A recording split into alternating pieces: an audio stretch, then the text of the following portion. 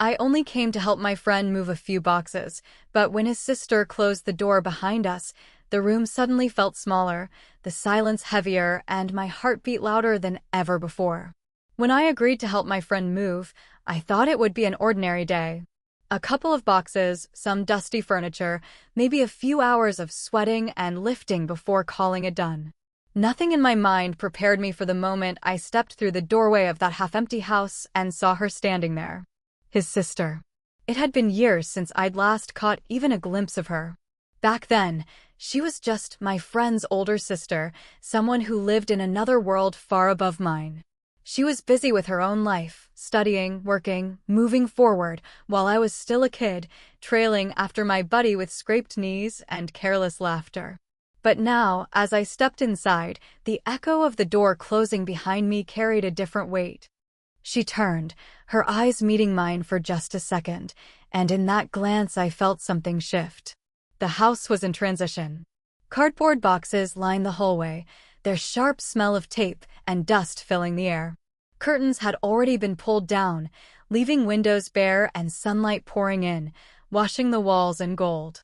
Amidst the clutter and emptiness, she seemed untouched, graceful, calm, as though she carried her own light with her. She wore something simple, a loose blouse tucked into jeans, yet on her it looked effortlessly elegant. Her hair, swept back loosely, caught strands of sunlight as she bent over to tape up a box. It was such an ordinary motion, yet it made me pause at the threshold, struck by the quiet confidence she carried in every gesture. When she noticed me, her lips curved into the smallest of smiles. Not wide, not forced, just a warm acknowledgement that made my chest tighten. "Oh," she said softly, almost with surprise, "you've grown." The words shouldn't have meant much. They were casual, tossed out as one might say to a distant relative or a childhood neighbor. But to me, they landed differently. I wanted to laugh, to reply with something light, but my throat felt oddly dry. All I managed was a half smile and a nod before setting down the empty crates I carried. For a few seconds, I stood there in silence, watching her tape another box, the line of concentration on her face softening when she blew a loose strand of hair away from her cheek. The air around us felt heavier than it should. Not suffocating, but charged, as if the simple fact of sharing the same room after all these years meant more than either of us would admit. I reminded myself why I was here. To help my friend. To move things. To sweat and laugh like we always did. And yet, a different thought pressed at the back of my mind. This is not going to be just another day. Because the moment I saw her standing there, surrounded by boxes and sunlight, I knew something had already changed inside me. The work started simple enough. My friend had darted upstairs to finish packing, leaving me in the living room with stacks of books, framed photos, and a half-sealed box of kitchenware. I crouched down, trying to stay focused on sorting, but the sound of footsteps made me glance up. It was her again. She walked in carrying a bundle of folded linens, her arms full, her balance steady. She moved differently from the girls I usually knew, slower, but not hesitant. Every step seemed considered, every gesture measured, like she had long ago learned the art of appearing both strong and graceful at once. When she set the pile down beside the books, she brushed her hands together and gave me another of those small smiles. "You don't have to stack them so neatly," she teased, noticing the way I had been carefully aligning the books. "They're just going in storage." I laughed under my breath, trying to play it off. "Old habits. I don't like leaving things crooked." Her eyebrow arched in amusement. "That's funny. You used to be the one leaving shoes in the hallway and crumbs on the couch. My brother would complain about you all the time." The memory hit me unexpectedly. I had forgotten those afternoons, messy video game marathons, empty snack bags tossed around, but she hadn't. She had noticed, even then. That thought sent a strange warmth through me. "You remembered that?" I asked. She shrugged, casually folding one of the linens, but I noticed the faintest curve at the corner of her lips. Some things are hard to forget. The silence that followed wasn't empty. It carried with it an undercurrent, the weight of shared memories, unspoken comparisons, and the unlikeliest sense that she was looking at me not as her brother's friend, but as someone else entirely. I busied myself with the books again, sliding them carefully into a box. When she bent down beside me to help, our hands brushed once, then again as we reached for the same hardback. She didn't pull hers away quickly, nor did I. It was nothing, really. Just skin against skin. But it felt like more. Her laugh broke the tension, low and warm. Careful. You're going to make me think you're trying to steal this one. She held the book gently between us, her fingers still grazing mine before she let go. I swallowed, trying not to stare too long at her eyes, which seemed brighter in the afternoon light streaming through the window. There was no reason for my chest to feel tight, no reason for my heart to skip. Yet it did. We kept talking, small things at first, about the house, about how strange it felt for her to pack up years of memories. But even in that casual conversation, something lingered beneath. She carried herself with the ease of someone older, wiser, yet I caught flashes of curiosity when she looked at me, as if she were quietly reevaluating who I had become. And for the first time, I realized I wanted her to see me differently. Not just as her brother's friend. Not just as the boy who left crumbs on the couch. But as someone who could stand beside her in this room, matching her pace, matching her silence, and maybe, just maybe, matching her heart. The rhythm of the house shifted as the afternoon wore on. My friend was upstairs, shouting down questions every now and then about what needed to be taped or carried out. From the kitchen came the faint clatter of dishes being boxed up. Yet in the side room where I stood, the noise seemed muffled, distant, as though the world had deliberately given us a pocket of silence. I was sorting through a stack of records when she appeared again, carrying a half-filled box. Her presence filled the doorway before she even stepped in. Something about the way she paused there, one hand balancing the box against her hip, drew all my attention. "Do you mind if I put this in here?" she asked, her voice even, casual. "Of course," I replied, stepping aside quickly. She walked past me, the faint scent of her perfume trailing in the air. When she set the box down on a low dresser, she glanced at the door, then pushed it closed with the back of her hand. It was such a small action. So ordinary. The kind of thing anyone might do when they wanted space to work without interruption. But the sound, that soft click of the latch, landed in my chest like a strike. The room instantly felt smaller, closer, wrapped around just the two of us. I tried to act unaffected, but my pulse betrayed me. "Is there a reason for the closed door?" I asked, attempting lightness.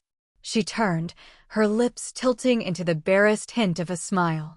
"Too many people moving in and out. Easier this way. Logical. Innocent." And yet, the way her gaze lingered on me as she said it told a different story, or maybe I only wanted it to. For a moment, neither of us spoke. I became aware of every detail, the way dust floated lazily in the beam of sunlight from the window, the quiet hum of the house settling, the faint rhythm of her breathing. She leaned against the dresser, folding her arms loosely across her chest, watching me with a calm expression that felt both guarded and open at once. I pretended to study the records in my hands, though my thoughts had already unraveled. Why did it feel so different, being shut in this room with her? Why did the air seem thicker, the silence heavier, the distance between us suddenly impossible to ignore? When I looked up, our eyes met. For just a second, the world seemed to tilt. There was no laugh, no teasing remark to cut through it. Only the awareness of being two people, younger and older, yet suddenly equals, standing in a space that now belonged only to us. My throat felt dry. "You're making this move look effortless," I said finally, my voice quieter than I intended. Her laugh came soft, almost thoughtful. "Effortless? You don't see the ache in my shoulders." She rubbed one arm absently, a motion so natural it carried an intimacy of its own. I wanted to say more, to bridge the quiet between us, but words failed. The truth was, the door might have been closed for a practical reason, but it had done something neither of us could ignore. It had locked us into a moment that felt different from everything that had come before. And deep down, I knew, nothing outside that room would ever feel quite the same again.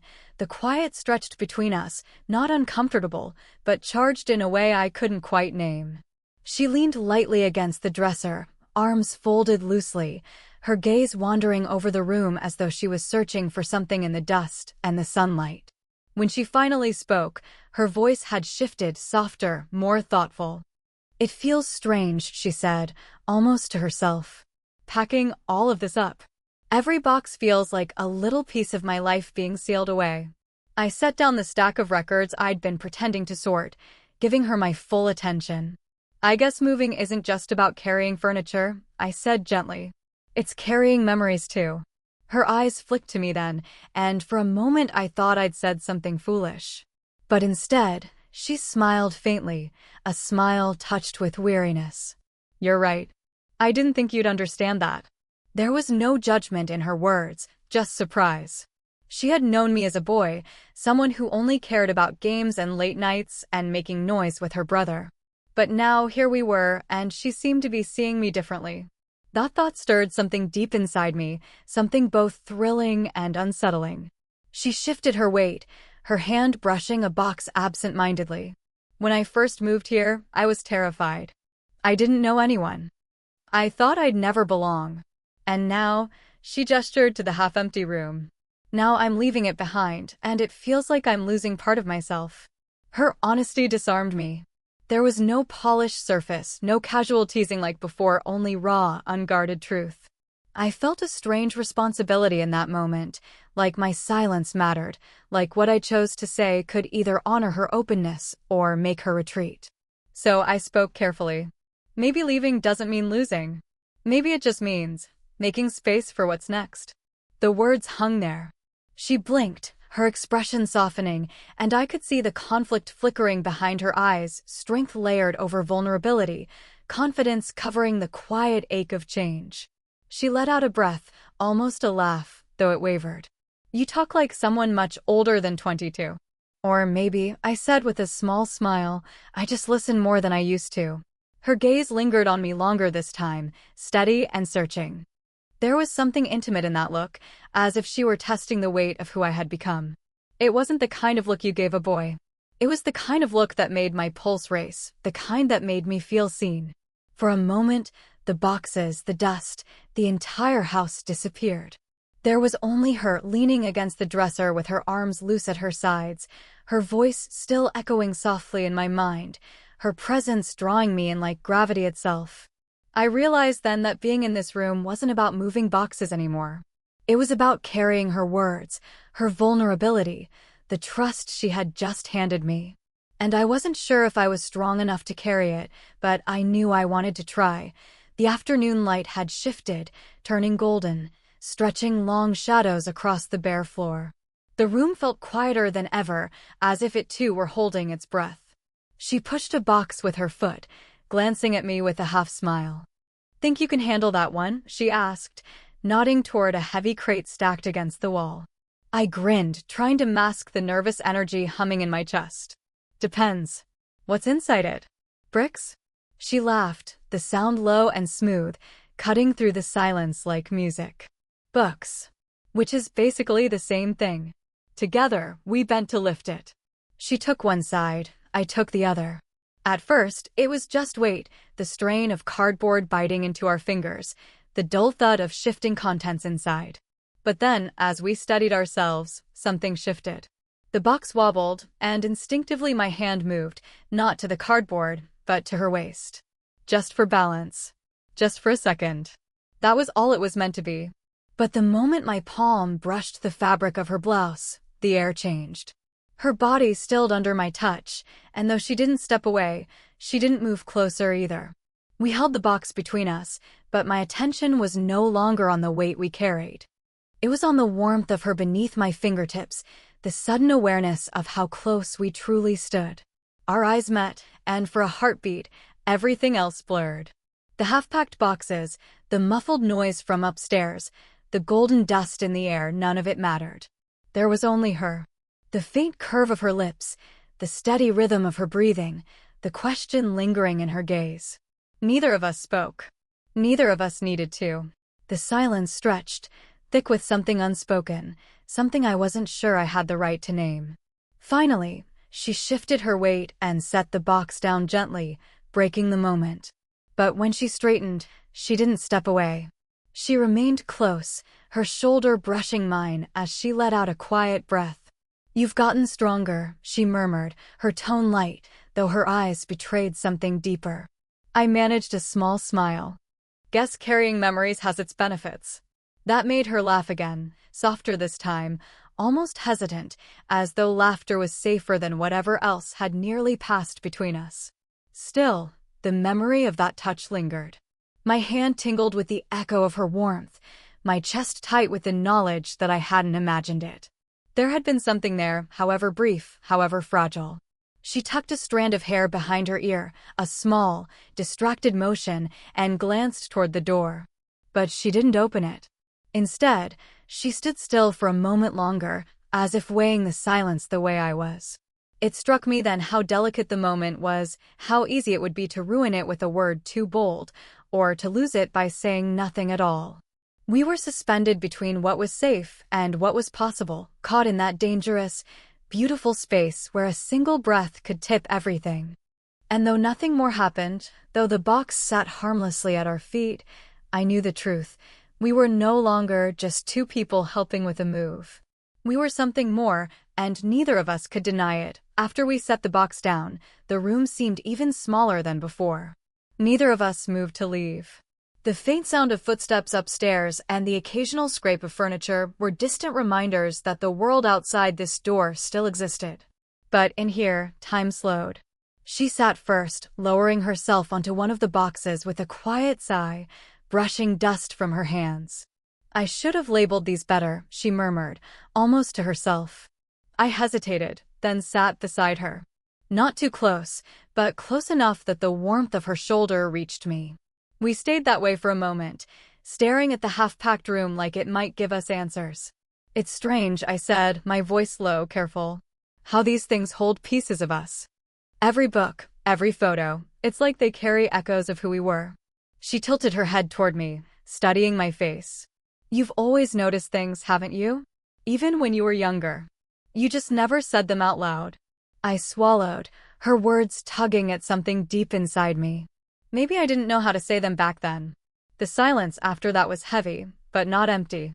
I felt her considering me, measuring my words against the boy she used to know.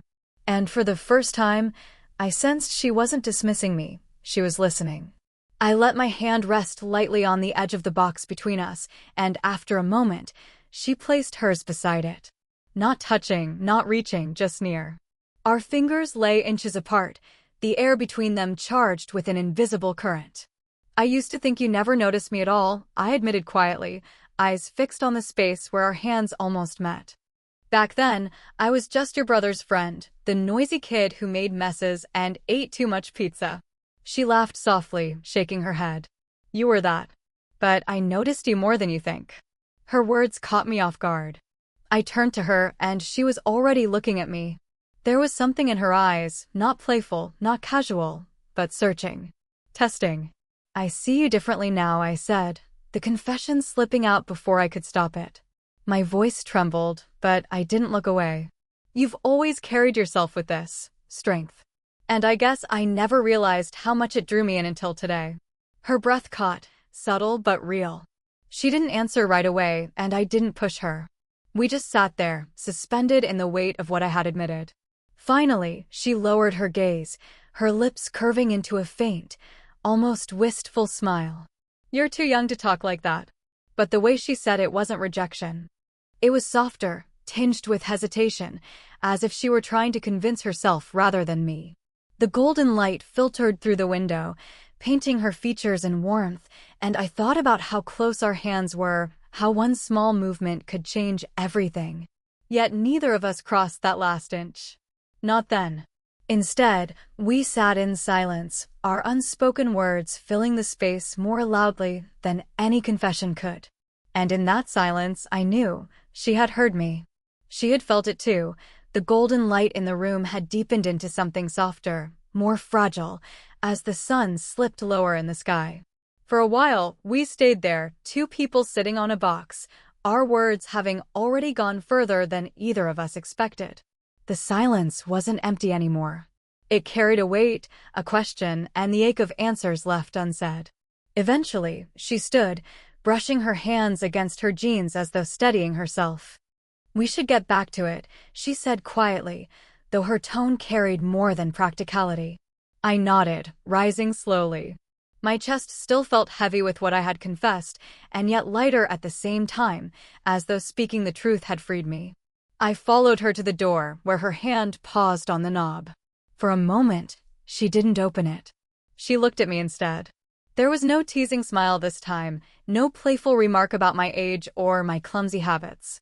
Only a calm, searching gaze that held me still.